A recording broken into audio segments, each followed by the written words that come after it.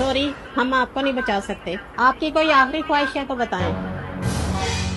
Doctor साहब, मेरे कुछ सवाल हैं। जी जी, पूछें। मेरा पहला सवाल ये है कि नींद की गोली है तो सुबह जल्दी उठने की गोली क्यों नहीं है?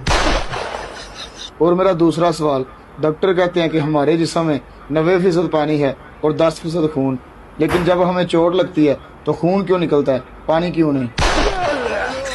और मेरा तीसरा सवाल ये है कि धूप में अगर पानी सूख सकता है तो हमारा पसीना क्यों नहीं? और मेरा चौथा सवाल ये है कि जब बच्चा डिलीवरी के टाइम माँ के पेट में 9 माह का होता है तो पैदा होते ही 1 दिन का क्यों हो जाता है?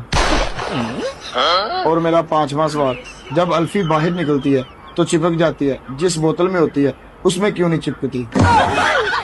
और मेरा छठा सवाल ये है कि जिस बंदे ने घड़ी बनाई है उसे कैसे पता था कि उस वक्त टाइम ये है?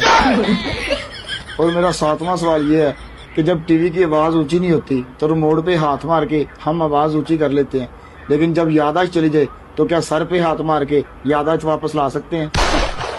और आखिरी सवाल ये है कि जब आप लोग कहते हैं कि वक्त के साथ सब कुछ ठीक हो जाता है तो फिर आप मुझे इतनी देर दवाइयाँ क्यों खिलाते रहे?